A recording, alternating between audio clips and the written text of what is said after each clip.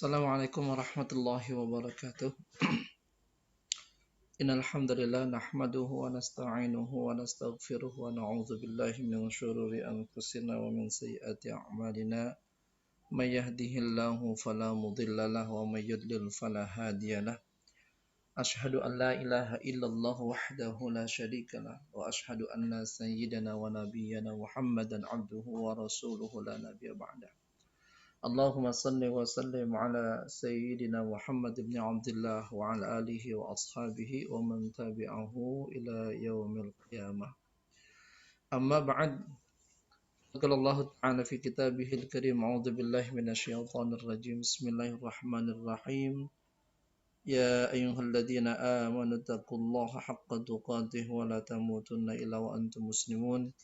وقال النبي صلى الله عليه وسلم فإن أصدق الحديث كتاب الله تعالى وخير الحديث حديث محمد صلى الله عليه وسلم شر الأمور محدثاتها وكل محدثة بدعة وكل بدعة ضلالة وكل ضلالة في النار. اللهم انفعنا بما علمتنا وعلمنا ما ينفعنا وزدنا علما برحمتك يا الله يا أرحم الراحمين. Teman-teman sekalian, mahasiswa, mahasiswi non-rek semester 3 yang senantiasa dimuliakan oleh Allah Subhanahu wa taala. Alhamdulillah, pada kesempatan kali ini kita dapat melaksanakan perkuliahan kita untuk pertemuan yang kedua yang senantiasa kita dimuliakan oleh Allah Subhanahu wa taala. Mudah-mudahan perkuliahan kita kali ini senantiasa mendapatkan ridha dari Allah Subhanahu wa taala. Walaupun perkuliahan kita dengan sistem virtual, senantiasa Allah makin ridho sama kita. Allah Subhanahu wa taala senantiasa berikan kekuatan buat kita, kemampuan buat kita untuk dapat memahami ilmu-ilmu agama. Teman-teman sekalian yang dimuliakan oleh Allah Subhanahu wa taala, pada pertemuan yang kedua kali ini kita akan bahas tentang perkawinan beda agama.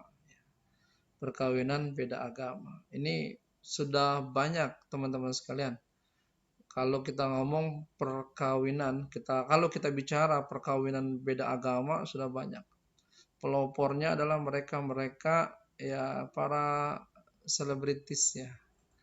Mereka-mereka yang memang secara pengetahuan agama minim, dan boleh jadi mereka-mereka yang background hidupnya material ya, daya pikirnya pun boleh jadi masuk dalam paham-paham liberalis dan lain sebagainya ya. Boleh jadi itu. Walaupun nanti insya Allah kita akan bahas lebih dalam tentang masalah perkawinan beda agama. Teman-teman sekalian yang dimuliakan oleh Allah Subhanahu wa taala, bagi yang sudah kawin, sudah menikah, alhamdulillah, semoga keluarga sakinah mawaddah warahmah. Kemudian yang belum, semoga Allah taala mudahkan dan Allah taala beranikan untuk melangkah pada perkawinan ya. Jangan takut melangkah untuk taat, tapilah takut melangkah dalam maksiat. Giran pernikahan takut, khawatir nggak punya uang, khawatir nggak bisa ngasih makan. Tapi giran maksiat berani, pacaran kesana kesini, bawa tuh pasangan padahal belum halal, ya. Entah makan, entah nonton bioskop, entah cuma sekedar nongkrong doang, makan kagak, minum kagak. Nah ini yang berbahaya ya. Buat antum teman-teman perempuan ya, jangan mau digombalin, dibohongin sama mereka kaum Hawa, kaum laki-laki yang hanya pintar bersilat lidah, menaburkan bunga-bunga keindahan buat antum semua sehingga antum terpesona, terhipnotis. Antum dibawa nih, yang perempuan nih, yang dibawa ke sana kemari ya, pegang tangan, nauzubillah summa nauzubillah. Ana berharap tidak ada nih di mahasiswi di STIT Al-Marhalah Al-Ulia. Ana berharap ini tidak ada ya. Kita lanjutkan lah ya. Itu bicara problematika anak muda tuh zaman sekarang pacaran ya. Baik. Kita lanjutkan teman-teman sekalian tentang masalah peta pembahasan. Saya di sini sudah bahas ya, sudah bahas peta pembahasannya. Kemudian kita lanjut kepada definisi nikah. Definisi nikah, nikah secara lughatan, secara bahasa artinya ad-dhamm wal jama'. Jadi dhamu itu ngumpul, wal jama' bersatu ya, ngumpul bersatu atau bergabung lah. Jadi kalau misalnya ada seseorang nikah, dia boleh jadi bersatu, berkumpul. Bersatu boleh jadi memang kewajiban ya, kewajiban jasmani dari seorang laki-laki ya. Ada yang mengatakan dalam satu pernikahan sekali itu kewajibannya, selebihnya menuruti kemauan dia gitu ya. Jadi nafkah lahir dan nafkah batin ya. Ada yang mengatakan ulama hanya sekali, itu di dalam kitab Fiqhul Islami wa Adillatuh ya. Kemudian ada yang mengatakan bahwa itu selebihnya adalah menuruti keinginannya saja. Ada yang mengatakan memang jika dibutuhkan ya, jadi melakukan hubungan itu menjadi wajib ya. Untuk apa? Untuk mencegah kemaksiatan. Atau dhamu wa jama' bergabung atau bersatu, berkumpul itu dalam sebuah proses kehidupan ya. Dia menikah, berumah tangga, entah tinggal sama ibu bapaknya, artinya mertua salah satu di antara keduanya, atau dia punya rumah sendiri ya. Jadi satu naungan, boleh jadi itu satu naungan ya. Satu atap. Dia membuat pondasi pernikahannya, aturan-aturan dalam rumah tangganya menuruti syariat Islam ya. Ad-dhamm wal jama'. Walaupun si suami ya entah berlayar tapi nanti akan balik lagi ya. Jadi bersatu. Kemudian Allah Ta'ala sampaikan fankihu ma tabalakum minan nisa'i dalam surat An-Nisa ayat 3. Nikahilah olehmu ma tabalakum minan nisa, apa yang kamu rasa ya di hati kamu ini ya, menikahnya itu dengan wanita-wanita. Wah, ini luar biasa. Jadi memang ahsannya itu bahwa nikah itu didasari pada rasa yang ada di dalam diri kita ya, matobalakum, rasa yang ada di dalam diri kita, entah itu bahasanya gertekankah atau bahasanya klik ya, ketika kita melihat seorang wanita ya. Ada syair dari Al-Imam Ibnu Hutaitah ya, terdapat dalam kitab Nuzhatul lil Mushtaqin ya. Taman-taman orang yang memendam rindu ya, karena kan Al-Imam Ibnul Qayyim Az-Zawjiyah. Insyaallah judulnya itu. Ada di sana bait mengatakan nazratun fabtisamatun fasalamun fakalamun famau'idun faliqa'u. Nazratun fabtisamatun fasalamun, mulai dari pandangan, kemudian lempar senyum, fakalamun, kemudian ada obrolan, ada bincang. Kemudian pasalamun, nazratun fabtisamatun pasalamun fakalamun. Pertama tadi nazratun fabtisamatun pasalamun. Awal dari pandangan mata kan. Kemudian habis dari pandangan mata, setelah itu apa? Nazratun fabtisamatun, senyuman, lempar senyum. Kemudian titip salam kepada, jangan lupa ya, titip salam saya sama si fulan, si fulana gitu ya. Jadi nanti kalau mau makan bilang, wah itu luar biasa lah itu ya. Fakalamun famau'idun faliqa'u. Kemudian ada kalam, ada obrolan ya, ada obrolan, entah itu karena chattingan obrolannya. Masya Allah kuat begadang ngobrolin sama si orang yang kita senang tuh, ngobrol via WhatsApp, Masya Allah ya. Kalau giliran ibadah aja sampai jam 12 sampai jam 1 nggak kuat. Tapi kalau WhatsAppan sama perempuan kuat. Ini yang bahaya ini. Ya, taraweh 23 rakaat. Ya, kalau yang imamnya cepat suka, imamnya lambat marah-marah, ya, menggerutu dan seterusnya lah. Ini bahaya ini ya.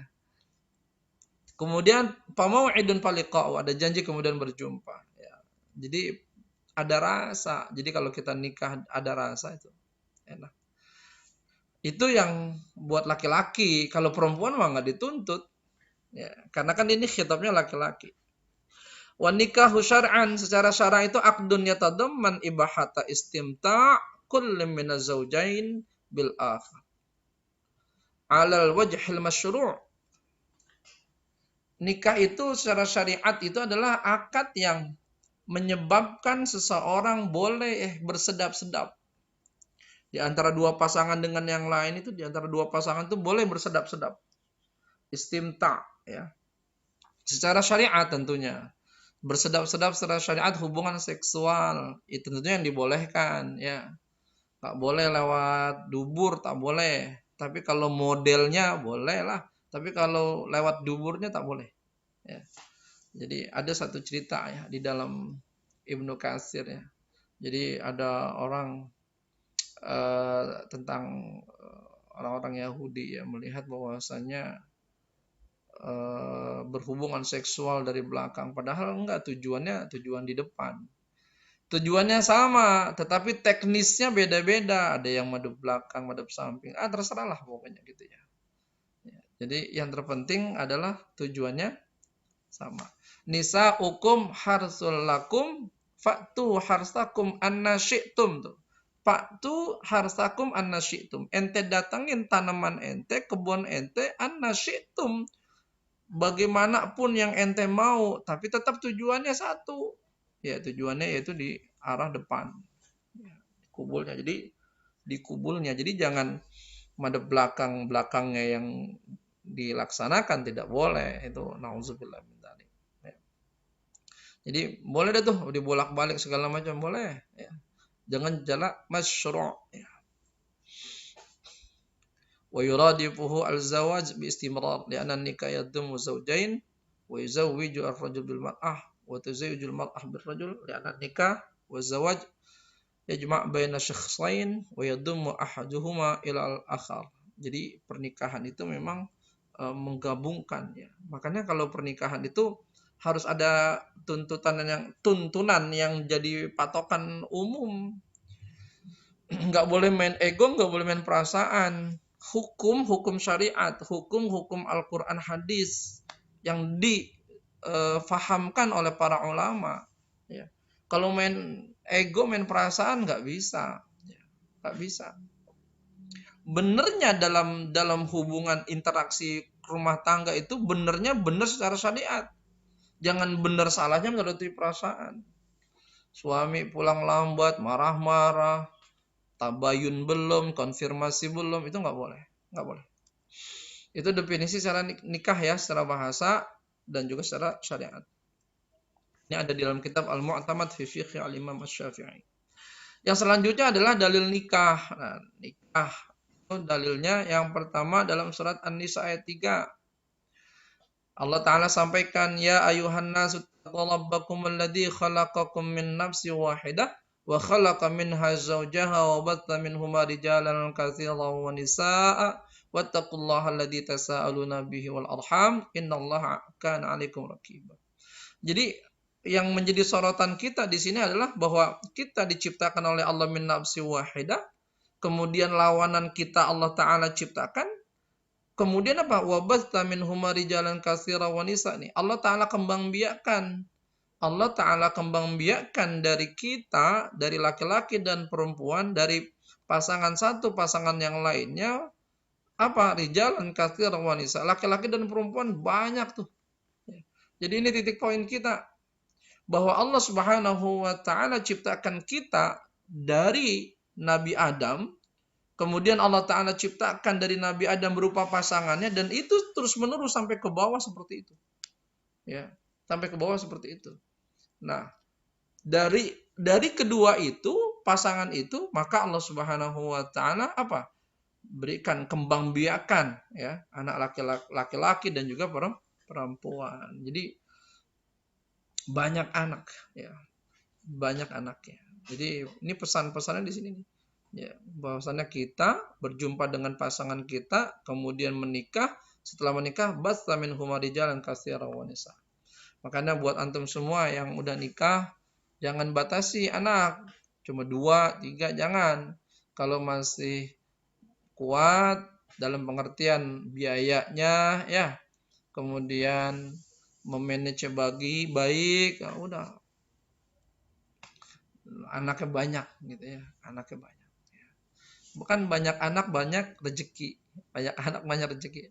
Artinya adalah awalan boleh jadi rezeki yang pertama, yang awalan itu kita keluarkan ya. Tapi nanti setelah mereka berhasil maka rezeki itu akan datang sama kita. Wah, kalau lebaran apalagi, Masya Allah. Lebaran ada yang bawain anak nomor 1, bawain daging. Anak nomor 2, nyediain tupat. Nomor 3, buah-buahan. Nomor 4, baju. Masya Allah. Nomor 5, amplop. Nomor 6, kalau mau kemana-mana mobil disiapin. Udahlah, udah. Enak seperti itu ya. Tapi berhasil mendidiknya. Jangan banyak anak sampah semua. Nauzubillah. Ngerepotin orang tua semua, bakalan mati berdiri itu orang tua kalau begitu. Teman-teman sekalian yang dimuliakan oleh Allah, yang kedua dalilnya adalah dalam surat An-Nur ayat 32. Allah Ta'ala sampaikan, "Wankihul ayyama minkum wassalihin min ibadikum wa imaikum iyakunu fuqara'a yughnihimullah min fadlih wallahu wasi'un alim." Nah, ini nih. Ini yang menjadi sorotan kita, wankihul ayyama minkum wassalihin min ibadikum wa imaikum. Jadi kita menikahi wanita-wanita yang kondisinya itu baik ya, baik bersendirian gitu. Jadi itu yang luar biasa. Ya, yang perawan, yang belum menikah gitu. Jadi yang tidak berstatus janda. Ya. Kemudian apalagi? Nih, ini janji Allah nih, iyakunu fuqara'a yughnihimullah min fadli. Jika kamu dahulunya adalah fakir, maka Allah Subhanahu wa taala akan cukupkan dari karunia Allah. Artinya adalah orang yang kaya, orang yang enggak punya, maka ketika dia menikah untuk menjaga dirinya jangan sampai terjerumus dalam kemaksiatan, maka Allah Ta'ala akan cukupkan itu. Bukan hanya cukup, boleh jadi Allah Ta'ala akan berikan karunia yang banyak buat dia. Ada di dalam satu literasi ya, satu ini saya baca, dan ada beberapa upaya kita untuk memperlancar rezeki. Di antaranya itu nikah. Jadi memperlancar rezeki itu. Ya. Dan ini janji Allah. Makanya tadi di awal-awal saya bilang, jangan takut melangkah pada pernikahan. Ya. Jangan takut. Allah Ta'ala yang akan membantu mensukseskan itu. Jika niat kita adalah untuk menjaga diri kita, jangan sampai melakukan kemaksiatan ketika belum menikah. Gitu. Kalau toh misalnya ada yang ada yang kayak ada, saya punya kitab namanya Ulamaul Uzzab, ulama-ulama yang membujang. Kalau misalnya mereka yakin ya, maksudnya pemuda di zaman sekarang, mereka yakin mampu menahan dirinya tidak tercebur dalam kemaksiatan, maka boleh membujang. Kan di sana disampaikan, ya ma'syara syabab man istata'a minkumul ba'ata falyatazawwaj. Barang siapa, wahai anak muda, barang siapa yang sudah mampu berbuat hubungan seksual dan juga menafkahi orang lain, maksudnya pasangannya, maka hendaklah dia menikah. Ya, hendaklah dia menikah. Tapi kalau misalnya nggak mampu, apa? Perbanyak puasa. Perbanyak puasa. Karena puasa itu dapat membantu kita mencegah melakukan hal yang dilarang oleh Allah Subhanahu wa taala. Jadi mereka ulama-ulama terdahulu yang bukan memilih mungkin ya, karena kesibukan mereka dalam dakwah, menulis, belajar, sehingga mereka tidak tidak memikirkan pernikahan ya. Akhirnya Allah Ta'ala sudah panggil mereka dahulu. Itu boleh. Yang tidak boleh itu adalah mereka-mereka yang tidak mau menikah tapi tidak bisa menjaga nafsu libidonya. Ya. Nafsu libido nggak bisa menjaga, itu haram hukumnya. Ya. Yang ketiga, surah Ar-Rum ayat 21 Allah Ta'ala sampaikan, wa min ayatihi an khalaqalakum min anfusikum azwajan litaskunu ilaiha wa ja'ala bainakum mawaddatan wa rahmah inna fi dzalika laayatin liqaumin yatafakkarun. Nah, ini yang ketiga, dalil yang ketiga dinyatakan bahwasannya di antara tanda kebesaran Allah Subhanahu wa taala adalah Allah Subhanahu wa taala ciptakan kita ya, dari jenis yang satu. Kemudian apa? Pas Allah Ta'ala buat kita saling berpasangan, kemudian Allah Ta'ala satukan kita litaskunu ilaiha, agar kita tuh merasakan kenyamanan. Ya. Litaskunu ilaiha, kita nih laki-laki ketika nanti bersatu dengan perempuan, maka hendaklah kita merasakan ketenangan. Ya. Merasakan ketenangan. Jadi ini sebenarnya fokus ketika ayat ini, jangan sampai ada wanita, ada istri yang membuat suaminya kagak tenang malah.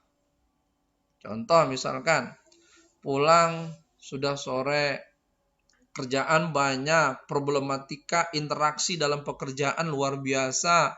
Tiba-tiba pulang istri ngedumel, ya. Istri ngedumel, ngapain aja sih bang, baru pulang. Kagak tahu apa orang lagi repot. Di rumah repot ngurusin anak, pulang lama banget. Nah, model begitu agak tenang tuh suami. Tuh, berarti boleh jadi salah nih, salah mencari istri atau salah mendidik istri. Ya, itu di antara itu. Ya. Nah, jangan sampai terjadi. Ya, jadi kita memilih perempuan untuk kita jadikan istri, agar nanti kita ketika sudah berumah tangga dengan orang tersebut, kita apa? Litas kunu, kita merasakan ketenangan, kenyamanan. Gitu. Wa ja'ala bainakum mawaddatan wa rahmah, dan dia jadikan di antara kita nih berdua nih mawaddatan wa rahmah, ada cinta, ada kasih sayang. Itu yang luar biasa. Alhamdulillah. Kemudian selanjutnya adalah dalil nikah pada hadis Nabi Muhammad SAW. Yang pertama, hadis yang diriwayatkan oleh Imam Bukhari Muslim, ya, hadis dari Abdullah bin Mas'ud radhiyallahu anhu, kunna ma'an Nabi sallallahu alaihi wasallam syababan la najidu syai'an. Faqala lana Rasulullah ya ma'syara syabab man istata'a minkumul ba'ata falyatazawwaj fa innahu aghaddu lil basar wa ahsanu lil farj. Wa man lam yastati' fa 'alaihi bis-shaum fa innahu lahu wija'. Ya. Jadi Nabi Muhammad SAW pernah bersama anak-anak muda, atau anak-anak muda bersama Rasulullah SAW. Lalu Rasulullah SAW sampaikan, wahai anak muda, ma'asyarus syabab, wahai anak muda, kalau misalnya sudah mampu kamu melakukan ba'ah itu bisa jadi memberikan nafkah, bisa jadi hubungan seksual, maka menikahlah. Karena apa? Karena ini tujuannya di antara pernikahannya. Aghadul basar, menundukkan pandangan mata. Artinya adalah mata kita nggak liar gitu. Nggak liar mata kita, jadi dikit-dikit ngelihat wanita langsung jelalatan, nauzubillah, godain, aduh bahasan parah lah ini. Wa ahsanu lil farj, dan juga menjaga kemaluan, ya, menjaga kemaluan. Nauzubillahi min dzalik, ya, kalau belum dia menikah, berapa banyak pohon pisang yang habis dihantam sama dia. Berapa banyak sabun, nauzubillahi min dzalik, astagfirullah ya rabbana. Ya. Apalagi sekarang zaman, aduh luar biasa lah, gadget banyak variannya, Masya Allah. Disuguhi itu sama mereka-mereka yang tidak bertanggung jawab, entah itu video, entah itu tulisan ya. Nauzubillah. Lah anak muda yang sudah melihat itu, maka tak ada tempat untuk melampiaskan. Ya, berapa banyak anak muda yang nyari kamar mandi, anak muda yang pohon pisang pada habis. Saya ingat guru saya, guru saya waktu itu ya, dia cerita gini, ingat banget saya ya, ketika beliau mengajar di Anida, Ustadz Rusdi ya, Ustadz Rusdi, beliau cerita, kurang lebih begini bahasanya. Lo kalau misalnya belum juga menikah, ntar aja pisang katanya, pohon pisang lombat-batin katanya. Ntar pas pisang berbuah, pas lu buka kulitnya tuh pisang, pas lu mau makan katanya dia bilang bapak lagi, bapak. Kenapa? Karena di situ ada sperma yang tertinggal. Nauzubillah summa nauzubillah. Ini bahaya nih, ya, teman-teman sekalian. Wa man lam yastati nih, kalau misalnya nggak mampu ini, nggak mampu ba'ah ini, maka bisa maka puasa. Jadi mereka sebenarnya yang mampu untuk menahan diri tidak sampai melakukan maksiat, sebenarnya boleh tidak menikah, boleh tidak menikah. Itu terdapat dalam kitab Al-Mu'tamad fi Fiqhi Al-Imam Asy-Syafi'i. Boleh nggak menikah kalau dia mampu ya menahan dirinya tidak melakukan maksiat. Tapi kalau misalnya dia nggak mampu, ya wajib nikah, wajib nikah. Ya. Kemudian ada apa lagi? Ada lanjutan, sampaikan berkata Imam Syafi'i, balagana anna Nabi sallallahu alaihi wasallam qala tanakahu takataru fa inni ubahi bikumul umam hatta bis. Jadi kita menikah dan memperbanyak ya. Jadi tanakahu takatsaru. Jadi kita menikah kemudian memperbanyak ya. Memperbanyak apa? Memperbanyak keturunan. Tuh, fa inni ubahi bikumul umam. Saya bangga kalau misalnya di antara kalian tuh banyak anak kemudian menyebabkan banyak umat saya. Man ahabba fitrati falyastan nabi sunnati wa min sunnati anikani. Di antara contoh perjalanan hidup Nabi Muhammad adalah nikah. Nabi Muhammad seorang rasul, seorang pemimpin, ya, tapi dia tetap nikah. Jadi ada bagian-bagiannya, ya, kalau lagi penat dan lain sebagainya. Jadi seperti itu. Wa an Ibnu Umar radhiyallahu anhu anna Rasulullah sallallahu alaihi wasallam ad-dunya mata' wa khairu mata'iha al-mar'atu shalihah. Dunia itu mata', perhiasan. Dan paling baik perhiasan adalah wanita soleh.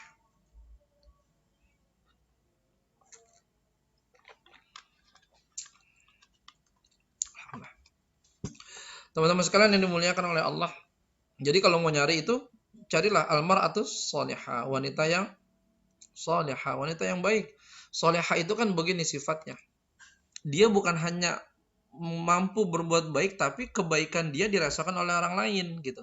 Sehingga orang lain yang dekat dengan dia merasakan tuh nilai-nilai kebaikan, muncul aman dan nyaman akibat hubungan tadi, interaksi tadi. Makanya kalau mau nyari wanita itu almar'atu sholihah ya. Ini sama dengan hadis Nabi ya, bahwa tunkahul mar'ah li arba', wanita dinikahi karena empat hal. Ya, pertama karena nasabnya, kemudian karena cantiknya, nasab, kemudian keturunan, kemudian cantik. Tapi yang agama lebih fokuskan adalah parbizatid dini taribat yadaka. Cobalah fokus kepada din, agama. Agama maksudnya adalah akhlak yang dimiliki. Agama maksudnya adalah wanita-wanita yang salihah. Karena dengan itu kita tidak akan sengsara, kita tidak akan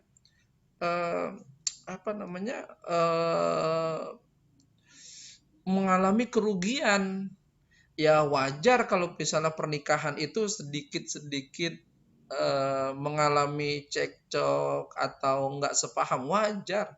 Tapi dengan adanya istri yang soneha, ketidakfahaman itu bisa bisa dinetralisir dengan dengan cepat, tidak berlarut-larut. Ya. Beda kalau misalnya dia tidak soneha, itu bahaya. Yang selanjutnya adalah teman-teman sekalian hukum nikah. Nah, hukum asal nikah adalah mustahab, ya, dianggap baik, ya, dianggap baik. Ini tadi sudah kita jelaskan. Jadi intinya kalau misalnya kita tidak mampu untuk menjaga, jadi hukum asal itu kondisi normal ya, kondisi normal, maka dia boleh-boleh saja atau dianggap baik, dianggap bagus kalau dia menikah. Tapi kalau misalnya dia sudah tidak mampu, berarti di luar dari kenormalan nih, tidak mampu menjaga nafsu dan libidonya, maka boleh jadi wajib hukumnya, ya. Kalau misalnya dia ada niatan untuk merusak itu perempuan, nikah karena ingin balas dendam, mungkin itu haram. Kalau dia menikah tapi kondisinya dia bercita-cita atau khawatir tidak dapat melaksanakan interaksi yang baik, entah itu nafkah dan seterusnya, maka itu boleh jadi menjadi makruh. Ya. Itu tentang hukum nikah, teman-teman. Selanjutnya tentang definisi nikah beda agama. Nah, ini menjadi titik poin kita nih, teman-teman sekalian, ya. Yang menjadi titik poin kita ini. Jadi tadi di awal kita bahas nikah secara umum dulu, ya. Jadi hukum nikah, dalilnya bagaimana dan seterusnya. Kalau kita ambil kesimpulan pada boleh dikatakan poin awal, kita ambil kesimpulan, ya, poin pendukung, poin muqaddimah, kita ambil kesimpulan bahwasannya nikah itu merupakan hal yang baik kalau dalam kondisi normal. Kemudian nikahnya dengan jenis yang berbeda, ya, laki-laki dan perempuan tentunya. Pernikahan itu muncul dari rasa, kemudian dalam hubungan interaksinya, baik interaksi hubungan seksualnya, ya, ataupun yang lainnya, maka itu harus sesuai dengan syariat Islam. Karena apa? Karena pernikahan yang seperti itu menjadi media untuk kita ibadah kepada Allah Subhanahu wa taala. Jadi nikah itu ibadah.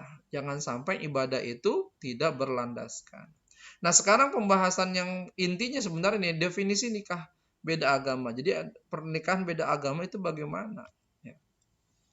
Di sini disampaikan ya dalam buku Masail Fiqhiyah karya Prof. Dr. Huzaimah Tahidoyango, ya.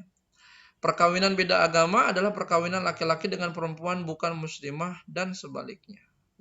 Jadi perkawinan beda agama nanti perkawinan laki-laki dengan perempuan bukan muslimah. Nah, bukan muslimah itu boleh jadi dia ahlul kitab. Ya, ahlul kitab itu Yahudi atau Nasrani. Ya. Boleh jadi juga dia bukan ahlul kitab. Ya. Akan tetapi apa? Dia majusi kah, Konghucu kah, kafir atau musyrik, maksudnya seperti itu. Ya. Itu nikah beda agama. Laki-laki dan perempuannya non muslimah. Atau sebaliknya, perempuannya muslimah, laki-lakinya boleh jadi dari Yahudi, Nasrani atau ahlul kitab, boleh jadi juga bukan dari Yahudi dan Nasrani. Nah, itu disebut dengan perkawinan beda agama. Lanjutnya bagaimana? Nah, ini tentang perkawinan, undang-undang perkawinan menyikapinya bagaimana? Setelah saya baca beberapa literasi, teman-teman sekalian, ya. Jadi bahwa banyak para pakar hukum menyatakan bahwa nikah beda agama itu sebenarnya pada wilayah abu-abu, dalam pengertian masih ada celah di mana orang yang melakukan itu disahkan, ya, oleh negara, ya, oleh negara. Ada juga pada pasal, nah ini yang saya tampilkan adalah pasal yang saya coba bacakan, ya. Undang-Undang Nomor 1 Tahun 1974 tentang perkawinan memang mengatur bahwa perkawinan adalah sah apabila dilakukan menurut hukum masing-masing agamanya dan kepercayaan itu. Nah, ini berpeluang kalau misalnya dia Islam sama non-Islam, jadi 2 kali pernikahan. Pertama, pernikahan melalui jalur agama Islam, yang kedua pernikahan melalui jalur agama non-Islam.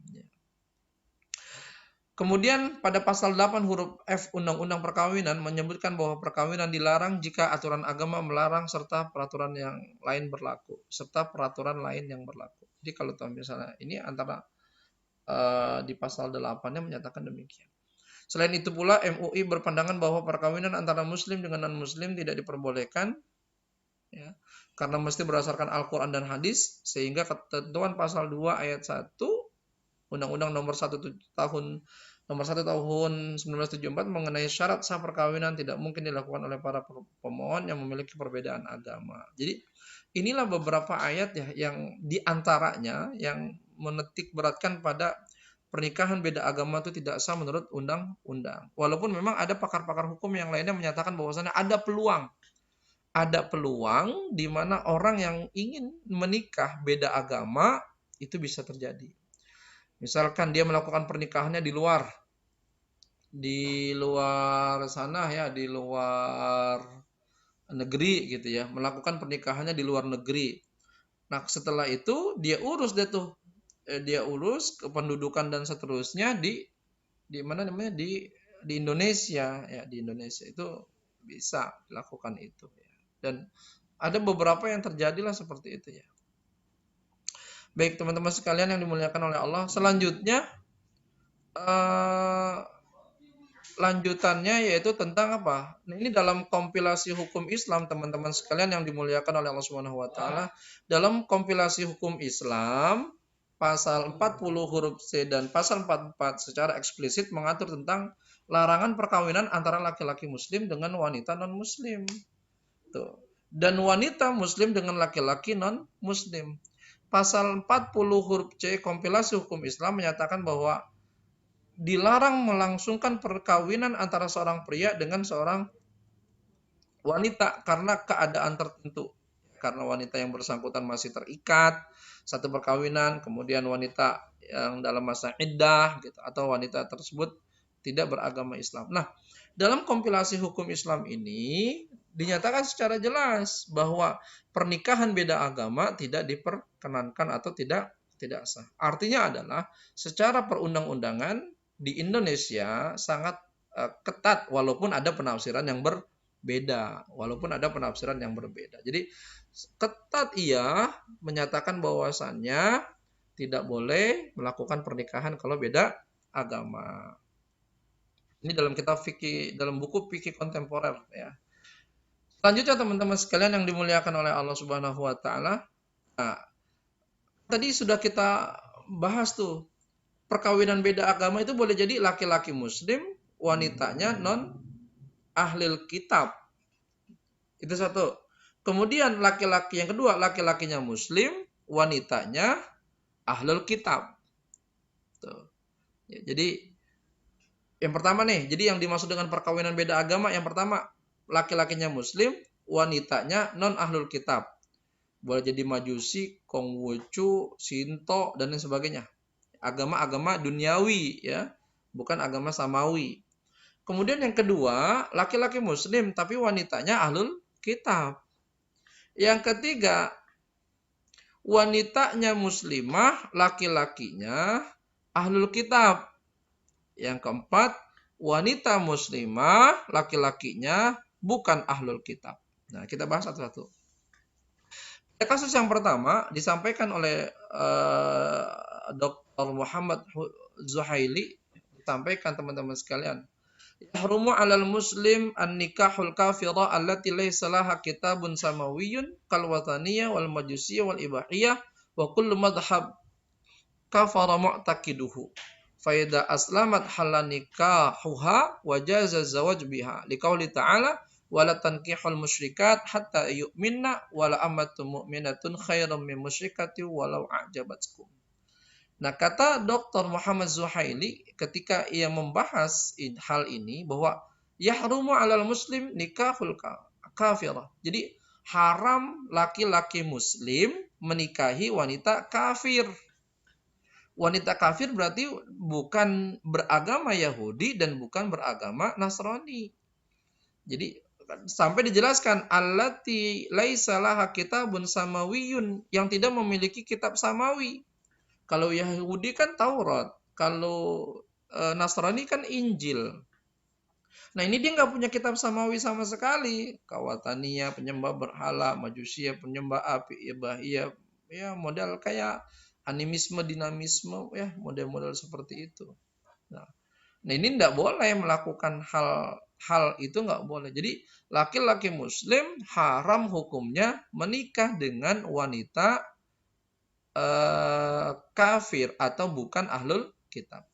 Allah Ta'ala sampaikan wala tankihul musyrikat hatta yu'minna. Janganlah kamu menikahi wanita musyrik, yakni yang tidak beragama samawi, ya. Kalau toh misalnya ada perumpamaan, maka budak yang beriman, budak itu masih lebih baik. Walau a'jabatkum, sekalipun wanita musyrik itu menggiurkan kamu. Wanita musyrik cantik luar biasa, hartanya luar biasa, tapi dia musyrik. Maka lebih baik wanita, bahkan budak beragama Islam, atau budak beragama Islam yang dia nikahi. Tuh. Jadi seperti itu. Jadi wanita musyrik walaupun dia kaya, cantiknya luar biasa mungkin ya dalam pandangan dunia, tapi masih lebih bagus wanita yang budak beriman. Kemudian wayul haqqu bil musyrika al murtadah. Begitu juga wanita-wanita murtad, maka fala tahillu lil muslimi, maka enggak halal bagi muslim. Karena apa? Karena dia kafir. Jadi saya ulang bahwa dikaitkan juga dengan wanita musyrik, yakni wanita yang murtad. Jadi wanita murtad, maka tidak boleh bagi kita menikahi wanita murtad. Jadi wanita murtad tidak boleh kita menikah, ya, laki-laki muslim menikah dengan wanita murtad. Yang selanjutnya, nah ini di dalam Al-Mu'tamad fi Fiqh Al-Imam Asy-Syafi'i. Yang selanjutnya adalah teman-teman sekalian, ini lanjutan. Al-Imam Asy-Syafi'i ini di dalam kitab Al-Um. Ya. Sampaikan wala tankihul musyrikat hatta yu'minna ila qawlihi walau a'jabakum. Wa qad qila fi hadhil ayat innaha nazarat fi jama'ati musyrikil Arab alladziina hum ahlul awzan fa haruma nikahu nisaihim kama haruma an nankiha rijalahum al-mu'minat. Jadi kata Imam Syafi'i dalam kitab Al-Um jilid ke-6 ayat halaman 14 disampaikan wanita bukan ahlul kitab, ya, mereka itu para seperti penyembah berhala-berhala, ya. Mereka itu tidak boleh dinikahi oleh seorang laki-laki muslim, nggak boleh, ya, tidak boleh. Jadi kata Imam Syafi'i itu nggak boleh, ya. Ataupun juga kita menikahi laki-laki mereka untuk seorang wanita mukminah, ya, agak boleh, ya. Tapi entar pembahasannya. Selanjutnya teman-teman sekalian yang dimuliakan oleh Allah Subhanahu wa taala, laki-laki muslim dengan wanita ahlul kitab. Nah, kalau tadi kan bukan ahlul kitab, ya. Kalau tadi itu wanitanya bukan ahlul kitab, boleh jadi beragama Sinto, Konghucu, dan lain sebagainya. Intinya bukan Yahudi dan bukan Nasrani. Kalau sekarang laki-laki muslim nikahnya dengan wanita ahlul kitab. Apa kata Dr. Muhammad Zuhaili disampaikan wa yahillu li muslimin yatazawwaj min ahlil kitab wa hum al-yahudu wan nasara. Jadi boleh bagi seorang muslim menikah dengan ahlul kitab. Siapa itu? Yahudi dan Nasrani. Jadi wanitanya wanita Yahudi atau juga wanita Nasrani.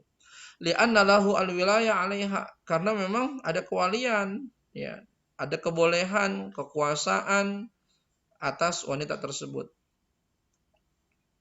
Wa yahsun ilaiha liyakuna dzalika sababan fi islamiha. Boleh juga bahwasannya si laki-laki yang menikah dengan wanita ahlul kitab itu sehingga ahlul kitab itu jadi jadi muslim, nah, itu dibolehkan.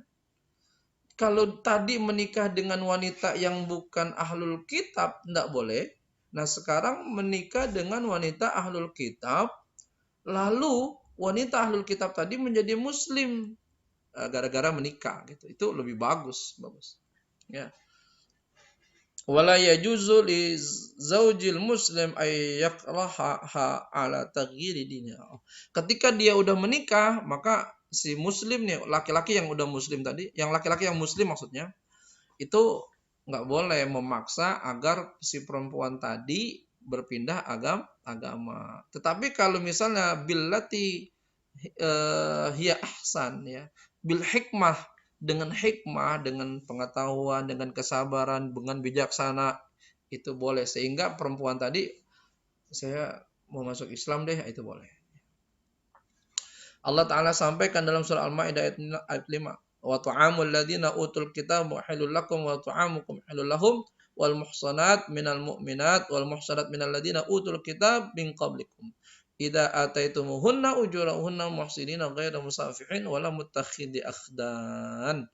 Jadi boleh ini berdasarkan Al-Maidah ayat 5 boleh menikah laki-laki muslim dengan wanita ahlul kitab. Nah, jadi diperbolehkan ya teman-teman sekalian yang dimuliakan Allah Subhanahu wa taala. Akan tetapi melihat begini teman-teman sekalian, walaupun mungkin secara hukum diperbolehkan ya, diperbolehkan, kita akan melihat kepada kondisi real nanti teman-teman sekalian ya. Sudah mampukah kita, kemudian orang tua kita dan masyarakat kita, dan ini perlu pertimbangan. Disampaikan teman-teman sekalian, ini dalam kitab Al-Um ya, karya Al-Imam Asy-Syafi'i. Waqad qila hadhil ayat bi jamil musyrikin tsumma nazalat rukhsah ba'daha fi ihlal nikahil halai ahlul kitab khassah. Kama ja'at fi ihlal dhabai ahlul kitab. Jadi boleh menikahi ahlul kitab, ini wanita-wanita ahlul kitab. Ini dalilnya yang tadi disampaikan ya. Fa ayyuhuma kana faqad ubiha fihi nikahu ahli ahlul kitab wa fi ibahatillahi ta'ala nikahu halaihim dilalah indi ala tahrimi imaihim. Disampaikan bahwasannya itu buat wanita-wanita itu diperbolehkan yang ahlul kitab. Kalau yang bukan ahlul kitab tidak diperbolehkan. Ya, ini sama ya. Yang selanjutnya teman-teman sekalian yang dimuliakan oleh Allah Subhanahu wa taala, Al-Imam Muhammad bin Abdullah bin Abi Bakar As-Sardafi Ar-Ra'i ya, ini dalam kitab Al-Ma'ani Al-Badi'ah Ma'rifati Ahli Syariah. Ya juzu lil muslim, Imam Syafi'i, ya juzu lil muslim ayatajawaz al-kitabiyyah min waliha al-kafir. Jadi seorang muslim boleh menikah wanita ahlul kitab dan walinya itu kafir, boleh. Idza kana adlan fi dinihi, apabila ini wali yang kafir ini adil pada agamanya. Wala yasihu illa bi hadrati syahidai adlain muslimain, tetapi ya, saksinya harus muslim adil. Jadi menurut Imam Syafi'i boleh ya, jadi muslim menikahi wanita ahlul kitab sekalipun walinya orang kafir, diperbolehkan ya. Kemudian dari Imam Ahmad la yasihu ayatazawwajaha illa min waliyil muslim. Kalau Imam Ahmad bin Hanbal mengatakan walinya harus muslim, dan juga apa? Dan juga saksinya muslim. Kalau Imam Syafi'i walinya boleh kafir, saksinya muslim. Kalau Imam Ahmad wali muslim, saksi muslim. Kalau Imam Abu Hanifah yasihu ayatazawwajaha min waliha al-kafir wa yasihu ayakuna bi syahadati kafir. Kalau Imam Abu Hanifah malah walinya kafir, saksinya kafir. Ya, ini dalam kitab Al-Ma'ani Al-Badi'ah fi Ma'rifati Ahli Syariah. Selanjutnya teman-teman sekalian yang dimuliakan oleh Allah Subhanahu wa taala. Di sini disampaikan ini semacam arahan ya. Lakin yukrahu az-zawaj minal kitabiyyah khaufan minal fitnah ala nafsiha. Jadi kalau toh misalnya kita khawatir kalau menikah dengan wanita yang tadi ahlul kitab, ya khawatir ada fitnah. Kemudian apa lagi? Su'ut tarbiyah, buruk pendidikannya, kemudian berimbas kepada anak-anaknya, gitu. Terlebih lagi kalau misalnya itu ahlul kitab ada di Darul Harbi, daerah yang boleh diperangi. Ya. Jadi banyak mafsadatnya misalkan gitu, banyak yang khawatir muncul ke kerusakannya, maka jangan dinikahi. Ya, jangan dinikahi. Walaupun dia cantik, dia kaya, kita lihat ya kondisinya. Teman-teman sekalian yang dimuliakan oleh Allah Subhanahu wa taala, yang selanjutnya adalah wanita muslimah dengan laki-laki ahlul kitab atau bukan ahlul kitab. Nah, ini disampaikan teman-teman sekalian yang dimuliakan oleh Allah. Kalau wanita muslimah, maka nggak boleh menikah dengan ahlul kitab. Laki-lakinya ahlul kitab, nggak boleh. Ya. Jadi wanitanya muslimah, laki-lakinya ahlul kitab itu tidak boleh, ya, tidak boleh. Jadi wanitanya muslimah, laki-lakinya ahlul kitab itu enggak boleh. Itu yang ahlul kitab saja enggak boleh, apalagi bukan ahlul kitab. Udah pasti enggak boleh. Ya.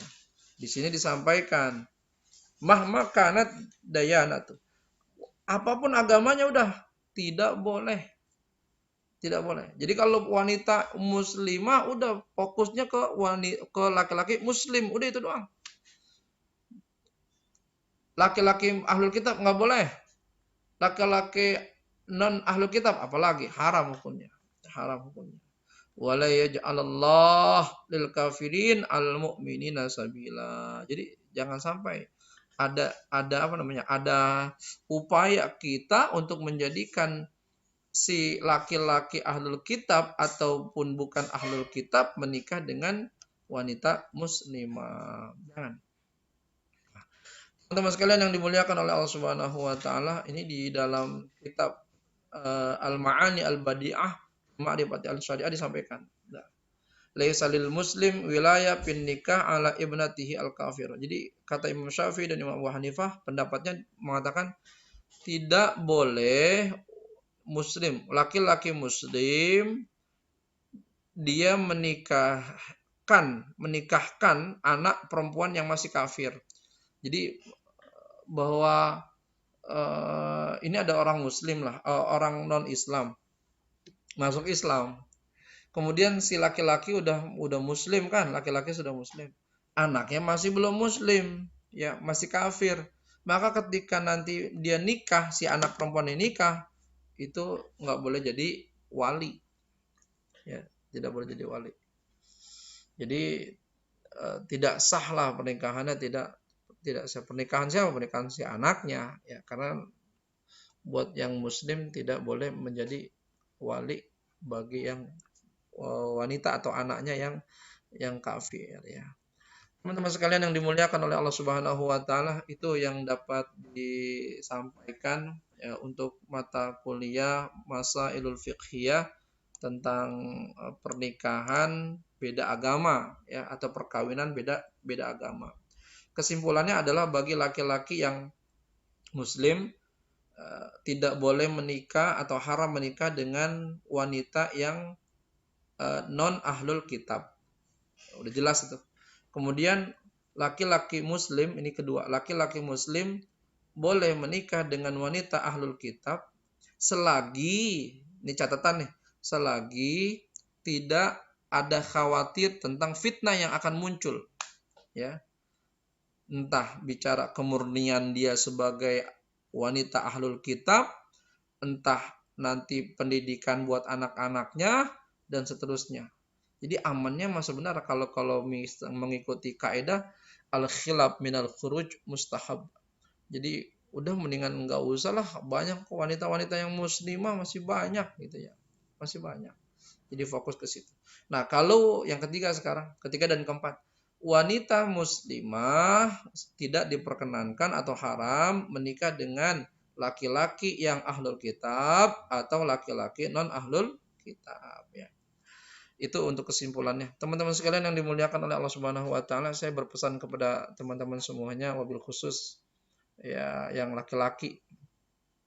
Kalau toh misalnya sudah memiliki uang atau ada kemampuan ya, maka jangan perpanjang masa pacaran antum dengan wanita yang antum pilih. Ya, jadi jangan panjang masa pacarannya. Karena apa? Karena kita khawatir ada nilai-nilai kemaksiatan di sana dan khawatir terjerumus pada lembah yang lebih dahsyat lagi.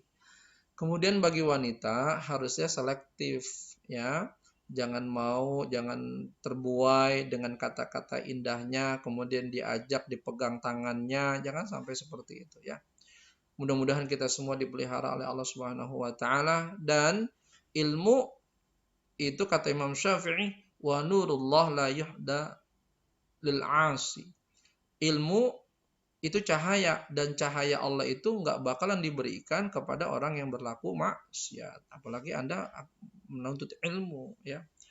Teman-teman sekalian yang dimuliakan oleh Allah Subhanahu wa taala, itu saja yang dapat disampaikan, kurang lebihnya mohon maaf. Insyaallah kita semua diberikan kesehatan oleh Allah Subhanahu wa taala dan senantiasa Allah taala berikan kita kekuatan. Itu saja yang dapat disampaikan. Allahul muwaffiq ila aqwamit thoriq. Assalamualaikum warahmatullahi wabarakatuh.